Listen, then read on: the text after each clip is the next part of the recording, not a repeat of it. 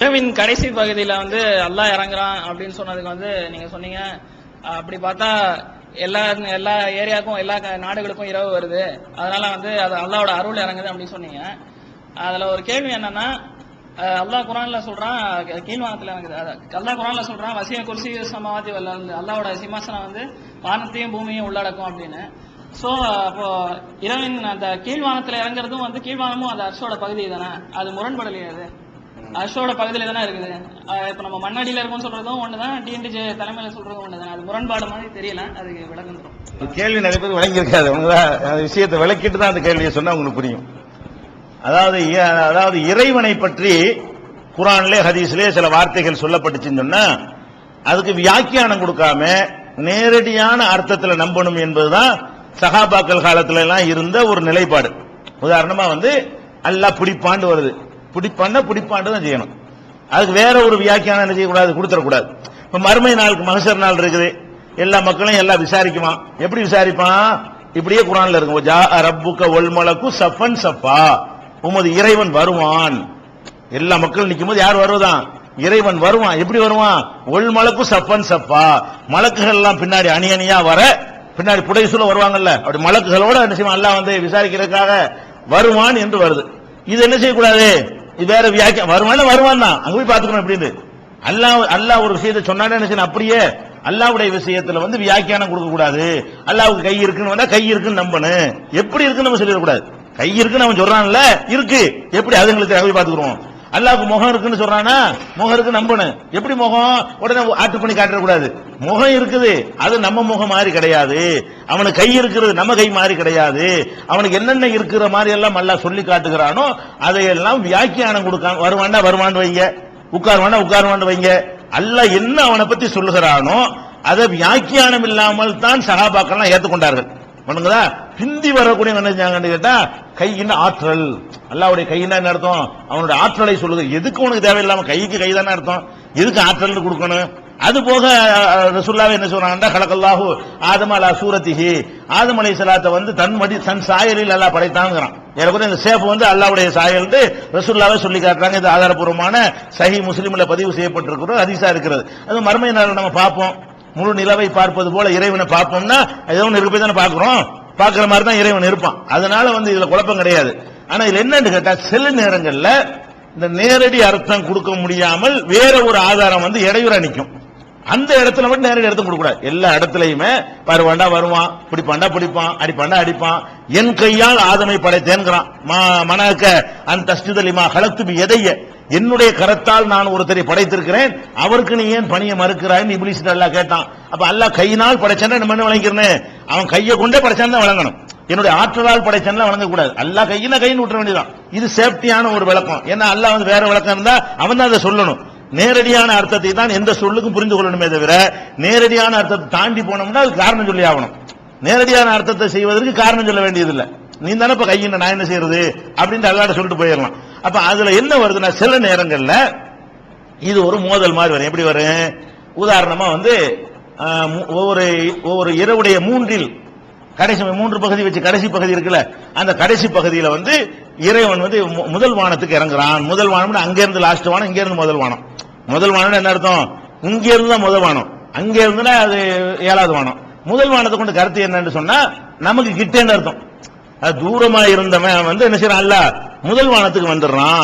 என்ன செய்யறான், அங்க இருந்து சொன்னா கூட உனக்கு தூரமா தெரியும்பா, உனக்காக நான் இங்க வந்துடுறேன் அப்படின்னு சொல்லி என்ன செய்யறான், அல்ல நமக்கு எது அருகில் இருக்கிற வானமாக இருக்கிறதோ அந்த வானத்திற்கு சொல்லுகிறான். ஹல்மின் முஸ்தக்பிரின், பாவம் மன்னிப்பு தரக்கூடியவங்க இருக்கிறீங்களா என்ற கேட்கக்கூடியவங்க இருக்கிறீங்களா, நான் தர்றேன், பாவத்தை மன்னிக்கிறேன் அப்படின்னு சொல்லி ஒவ்வொரு நாளும் இரவுல என்ன செய்யறான், அல்ல இந்த மூன்றில் ஒரு பகுதி இரவு 3 மணின்னு வச்சுக்கிறீங்களேன், இரவு 3 மணியை போல இறங்கி இதை கேட்கறான்னு வருது. அது சில வருது. இதை நம்ம என்ன செய்யறோம், இதுக்கு நம்ம விளக்கம் சொல்றோம். இறங்குறான், அந்த இடத்துல இறங்குறான்னு கொடுக்க கூடாது. ஏன்? இறங்குறது ஒரு சின்ன ஒரு வேலை, இறங்கிட்டு அப்புறம் மேல போயிடணும், அப்படிதான் அர்த்தம். இறங்குறான்னு சொன்னா ஒரு ராத்திரில இறங்குறான். சரி, இந்த பூமியுடைய அமைப்பு பிரகாரம், அல்லாஹ் படைச்சிருக்கிற அமைப்பு பிரகாரம் இந்த மூன்றில் ஒரு பங்கு இரவுடைய மூணாம் ஜாமம் இருக்குல்ல, அந்த 3ஆம் ஜாமம் என்பது இருந்துகிட்டே இருக்குமா அல்லது போயிட்டு வருமா? இருந்துகிட்டே தான் இருக்கும். இப்ப நமக்கு 3 மணியா இருந்துச்சுன்னா நம்ம 3:30 போகும்போது இன்னொருத்தனுக்கு 3 மணி ஆகும். வழங்குதா? அவன் 3:30 வரும்போது இன்னொருத்தன் அதுக்கு பிந்தி வரவனுக்கு என்ன செய்யும், 3 மணி ஆகும். ஒவ்வொரு மைக்ரோ செகண்டையும் அந்த 3 மணிங்கிற இருந்துகிட்டு இருக்கும். இப்ப உலகத்துல எங்க 3 மணியா இருக்குமா இல்லையா? இப்ப நம்ம இருக்கிறது 11:20 இருந்தாலும் இப்ப என்ன செய்யும், உலகத்துல ஏதாவது ஒரு பகுதியில இரவு 3 மணியா இருக்குமா இல்லையா? இருக்கும். எந்த நேரத்துல பகல் 1 மணில நீங்க இருக்கிறீங்க, அப்ப உங்களுக்கு என்ன பகல் 1 மணியா இருக்கலாம், எவனுக்காவது 3 மணியா இருக்குமா இல்லையா? இருக்கு. அது எவனுக்குன்னு சொல்லிடலாம். இப்ப மேப் எடுத்து சொல்லிவிட முடியும். எந்த ஊர்ல இப்ப 3 மணியா இருக்குன்னு கேட்டா கூட என்ன செய்யலாம், அப்ப ஜிஎம்டி நேரத்தை வச்சு நம்ம கால்குலேட் பண்ணி அழகா சொல்லிட்டு போயிடலாம். அது பிளஸா மைனஸான்னு பார்க்க வேண்டியது. ஜிஎம்டில இருந்து 5:30 மணி தள்ளி இருக்கிறோம், 5:30 மணி கூடுதலா நம்ம இருக்கிறோம். அப்ப அந்த மாதிரியான ஒரு கணக்கை வச்சு இணைஞ்சிடலாம். இன்னைக்கு 3 மணி இப்ப எங்கெல்லாம் இருக்குன்னு நம்ம சொல்லிட முடியும். சரியா? அப்ப அந்த மாதிரி இருக்கக்கூடிய நேரத்துல அப்ப ஒவ்வொரு நேரத்திலும் இந்த 3 மணி, உதாரணம் 3 மணி என்பது ஒவ்வொரு செகண்ட்லயும் 3 மணி இருக்குது. இறங்குறான்னு சொன்னா இரவுல கேட்கிறவனுக்கு பதில் தர்றேன்னா நான் 3 மணி கேட்டேன், எனக்கு பதில் தந்துட்டான். 3:01 இன்னொருத்தன் நான் போகும்போது அவன் 3 இன்னொருத்தன் அங்க நின்றுவான், அவனுக்கு எல்லாம் பதில் சொல்லணும். அப்ப அந்த இரவு அந்த நேரம் எல்லாரும் அடைஞ்சுக்கிட்டே இருப்பாங்க. பூமி சுத்திக்கிட்டே இருக்கும் பொழுது 24 ஹவர்ஸ் மட்டும் இல்ல, 365 நாளும் 24 ஹவர்ஸ்லயும் எல்லாம் அப்படி இருப்பான். 365 நாள்ல என்ன இருப்பான், முதல் வானத்திலேயே தான் இருப்பான். இப்ப முதல் வானத்துல இறங்குறான். எதுக்கு செய்யறான், இரவின் 3ஆம் ஜாமத்துல நீங்கள் என்ற கேளுங்க நான் தர்றேன்னு சொல்றான்னு சொன்னா, அப்ப இறங்குறான் அர்த்தம் கொடுத்தீங்கன்னா இறங்குனவன் அதிலே தான் இருக்க முடியும். ஏன் இருக்க முடியும், இந்த 3 மணியை எல்லாரும் அடைஞ்சுக்கிட்டே இருப்பாங்க. ஒவ்வொரு வினாடி அவங்க கேட்கும்போது இல்லாம போயிடக்கூடாது அந்த இடத்துல. இப்ப நீங்க 3 மணி கேட்டு முடிச்சிட்டீங்க, நீங்க 3:01 ஆகும்போது அங்கிட்டு உள்ள ஒருத்தன் என்ன செய்வான், கரெக்டா 3 மணிக்கு நிற்பான், அல்ல வேங்கமா. அப்ப அவங்க வரைக்கும் ஏத்துக்கிறேன். அவர் 3:02 வரும்போது அடுத்தவன் அந்த இடத்துல நின்றுவான். சுத்துறதுல பூமி சுத்திட்டே இருக்கும்போது இதான் 3 மணிங்கிற ஒரு பாயிண்ட் வச்சா இதை எல்லாருமே நடத்திட்டே இருப்பான். 364 நாள் வரும். அப்ப இந்த இடத்துல இறங்குறான்னு கொடுத்தோம்னு சொன்னா ரஹ்மான் அரிசில இருக்கிறான்னு ஒரு வசனம் இருக்குல்ல, அதுக்கு மாத்தமா போயிடும். அரிசில இருக்கிறான், அரிசில இருக்கிறவன் இப்ப அரிசில இல்லன்னு வந்துருது. குர்ஆன்ல என்ன சொல்லப்பட்டிருக்கு, ரஹ்மானும் அல அரிசிஸ்தவா, ரஹ்மான் அரிசில தான் இருக்கிறான், அவன் இருக்கிற அரிசில. அப்ப இந்த இடத்தில் மாத்திரம் நேரடி அர்த்தம் கொடுத்துறாதிய. எந்த அர்த்தம் கொடுத்துறாதிய, இறங்குறான்னு கொடுத்துறாதிய. உனக்கு நெருக்கமா இருந்து கேட்கிறேன், பாத கொஞ்சம் கூடுதல் ஈடுபாட்டோட கேட்கிறேன், முதல் வானத்துக்கு வர்றதுனால கூடுதல் ஈடுபாட்டோட கேட்கிறேங்கிற அர்த்தத்தில் அல்லாஹ் சொல்றான் அப்படின்னு ஒரு விளக்கம் நம்ம கொடுத்திருந்தோம். அந்த விளக்கத்துல இப்ப கேள்வி கேட்கிறாரு. இதான் விளக்கம் நான் சொன்ன கேள்விக்கு நான் வரல, அவர் தான் கயிறு நீட்டுறாரு, எனக்கு என்ன கேள்வியை நான் சொல்லல. அந்த விளக்கத்தை புரிஞ்சு கொண்டு அவர் என்ன வர்றாருன்னு கேட்டா, முதல் வானம் என்பதெல்லாம் அரசுக்கு உள்ள ஒரு சின்ன ஒரு அரசுக்கு உள்ள அடங்குனது தானே. அப்ப அது அரசியல் இருக்கிறா தானே வரும். முதல் வானத்துக்கு வந்தாலும் என்னதான் வரும், அரசியல் இருக்கிறான்னு தானே வருங்கிறது அவருடைய கேள்வி. முதல் வானத்துக்கு வந்துட்டாலும் அது என்னதான், அது எல்லாம் தான் அரசுக்குள்ள அடங்குனது தானே அப்படிங்கிறோம். அரசுக்கு உள்ள அடங்குனது என்பதை நம்ம புரிஞ்சுக்கிறேன்னு, அல்லாஹ் அரசுக்கு மேலதான் இருக்கான், உள்ள இல்ல. வணங்குதா, அது உள்ளதான் எல்லாம் அடங்கி இருக்கு. வசிய குருசி சமாவாத்தி உள்ளதுன்னா வானம் பூமி அரசுக்கு நிழல்ல நம்ம இருப்போம்ல, அரசு கீழே இருப்பான், அவன் அரசுக்கு மேல இருக்கிறான். இந்த வானம் பூமி அது உள்ள அடங்கிரும். எதுக்குள்ள அடங்கிறேன், ஏன்னா அரசுன்னு வச்சுக்கிறீங்களேன், அவன் அரசுக்கு மேல இருக்கிறான்னு சொன்னா வானம் இங்க இருக்கும், பூமி இங்க இருக்கும், எல்லாம் அதுக்குள்ள அடங்கிரும். நம்ம நிழல் தருவான் இருக்குல்ல, மறுமை நாள்ல யாருக்கு நிழல் இல்லாத நேரத்துல இதுக்கெல்லாம் நிக்க போறோம். உதாரணத்துக்காக வேண்டி, அல்லாஹ்வுடைய அரசுக்கு உதாரணம் காட்டக்கூடாது, புரிஞ்சுக்கிறதுக்காக மட்டும்தான் இது. அந்த அரசுக்கு உதாரணம் இல்ல, புரிந்து கொள்வதற்கு உதாரணம், மேல் கீழ்ங்கிறது புரிஞ்சுக்கிறதுக்காக வேண்டி. அப்ப நம்ம என்ன பாக்குறோம், அப்ப கீழே இருந்துட்டானா அரசுக்கு மேல இல்லைன்னு வந்துடும். முதல் வானங்கிறது கீழே, இதுக்கு மேல நான் உட்கார்ந்துட்டு இருக்கிற ஆளு இது கீழே உட்கார்ந்துட்டேன்னா உதாரணமா இதுக்கு மேல இருக்கிறேன்னு வருமா? அல்லாஹ் அர்-ரஹ்மான் அலல் அரிசிங்கிறான். அலாண்டா மீது மேல, டாப். அல்லாஹ்க்கு என்ன அர்த்தம் அரபில, டாப் மேலன்னு அர்த்தம்.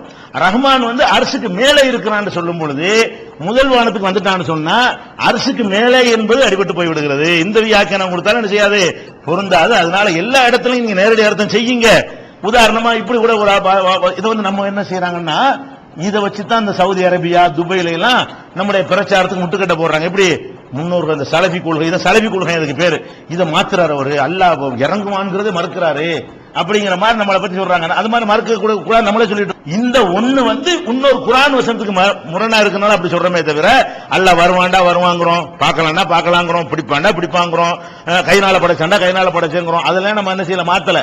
இந்த ஒண்ணு எதுக்கு மாத்துறோம், அது முரண்படுதுங்கிறதுக்கு மாத்தும் பொழுதுதான் இதை செய்யறாங்க, குழப்பி செய்யறாங்க. இதே மாதிரி இன்னொரு வசனம் குர்ஆன்ல இருக்குது, அது வேடிக்கை என்னன்னா அது அவங்க அந்த அர்த்தம் தான் செய்யறாங்க. என்ன அர்த்தம், இவர்கள் அச்சமற்று இருக்கிறார்களா, அல்லாஹ் பூமிக்கு அடியிலே இவர்களை இழுத்துக் கொள்வதிலிருந்து அச்சமற்று இருக்கிறார்கள் கேட்கறான்.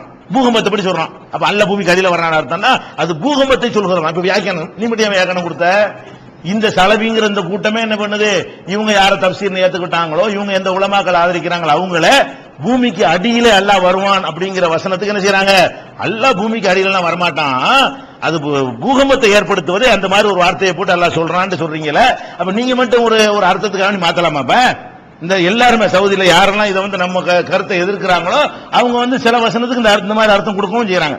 அதனால வந்து அல்லாஹ் அரசுல இருக்கான் என்பது மேல இருக்கிறான் அர்த்தம், இது கீழே இருக்குங்கிற அர்த்தம். ரெண்டு இதுல வந்து இறங்கிட்டான்னு சொன்னா 24 hours என்ன செய்யணும், கீழே தான் இருக்க வேண்டிய வரும், அரசுல இருக்கிறாங்கிற வராது.